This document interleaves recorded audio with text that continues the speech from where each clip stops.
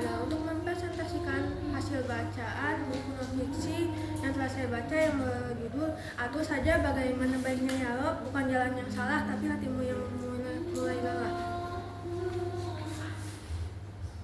Sebelum saya mempresentasikan hasil bacaan saya, izinkan saya memperkenalkan diri terlebih dahulu. Nama saya Talita Murjaismi, saya lahir di Bogor 15 April 2007. Saya memiliki hobi mendengarkan lagu dan saya membaca cerita, menjadi seorang video editor dan juga konten kreator. Berikut adalah hal-hal yang akan saya bahas dalam presentasi kali ini. Yang pertama, identitas buku. Buku ini berjudul Atur Saja Bagaimana Baiknya Dialog, ditulis oleh Ilham Alfiansyah, diterbitkan oleh penerbit Guardian Widyatama, diterbitkan pada bulan Juli 2024 dan berjumlah 164 halaman.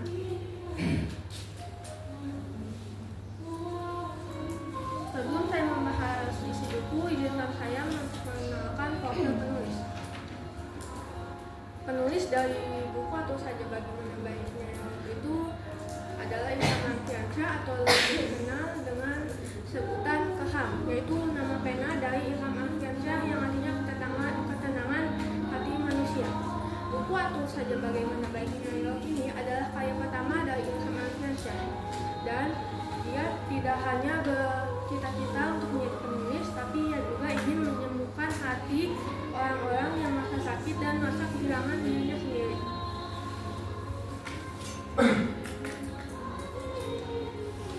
Buku ini menggambarkan tentang perasaan kekecewaan seseorang ketika apa yang diimpikan, apa yang diharapkan, apa yang diinginkan tidak sesuai dengan kenyataan.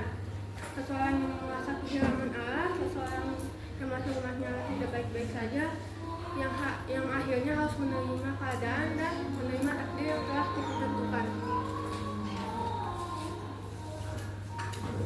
Buku ini terdiri dari 5 bab.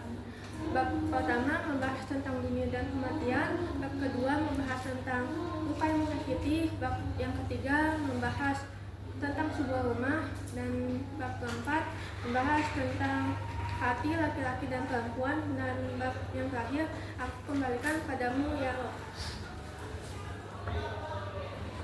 Dari kelima bab tersebut saya menyimpulkan 5 poin-poin penting. Poin yang pertama yaitu dunia ini hanya sekedar titipan. Apapun yang kita miliki di dunia ini, harta, jabatan ataupun tahta itu adalah sebuah titipan dan akan kembali kepada Tuhan. Dan poin yang kedua yaitu ujian hidup manusia itu pasti berbeda-beda. Ujian hidup manusia itu pasti berbeda-beda. Ada yang Tuhan uji dengan penyakit, pertemanan, percintaan, keluarga, kehilangan orang tua, kemiskinan, dan bencana alam. Masalah hidup atau ujian hidup yang hadir dalam hidupmu itu adalah salah satu takdir yang tidak bisa kita hindari, dan memang seharusnya kita menerimanya dengan lapang dada. Saat Tuhan memberimu ujian hidup atau masalah hidup, itu artinya Tuhan yakin bahwa hanya Kaulah yang mampu menjalaninya, karena Tuhan tidak akan pernah memberikan ujian hidup atau masalah hidup kepada hambanya di luar batas kemampuannya. Yang poin yang ketiga yaitu belajar menerima takdir yang telah Allah tentukan. Belajar menerima takdir yang telah Allah tentukan dengan sabar, ikhlas, dan ikhlas dan belajar untuk memenuhi di setiap takdir pasti ada hikmahnya, karena manusia itu wajib berusaha tapi tidak wajib untuk berhasil. Manusia bisa berencana tapi hasil akhirnya adalah hak sang pencipta. Poin yang keempat yaitu relakan yang mungkin untukmu. Seringkali kita berharap sesuatu yang sebenarnya itu bukan ditakdirkan untuk kita. Tapi apapun yang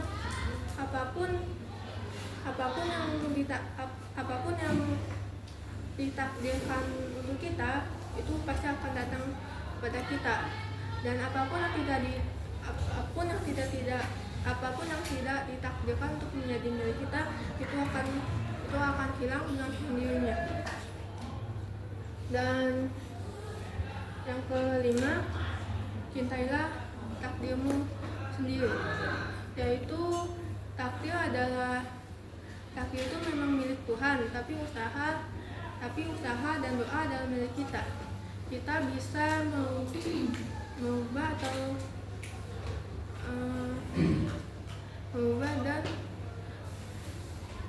apa yang kita inginkan dengan usaha, doa, dan juga tawakal.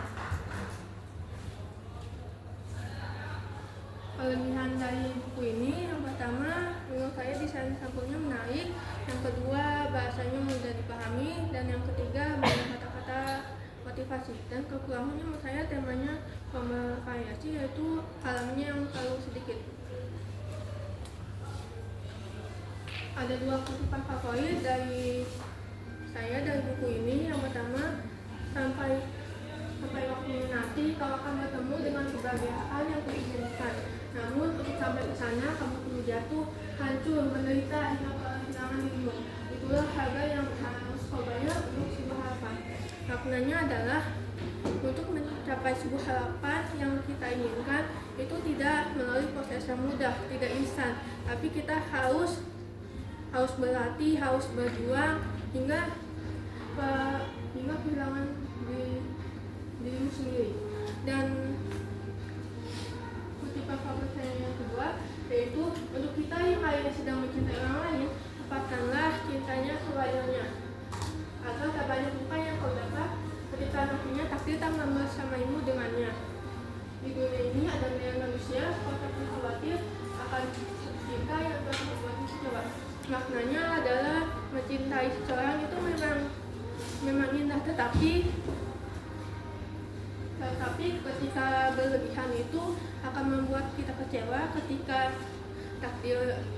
nanti takdir tidak membersamaimu dengannya. Jika kau tidak berjodoh dengan orang yang kau doakan, mungkin saja kau akan berjodoh dengan orang yang diam-diam mendoakanmu. Berikut ada dokumentasi dari buku ini. Sekian presentasi dari saya. Mohon maaf jika ada kekurangan, karena yang sempurna itu jika aku dan dia dihadirkan untuk bersama.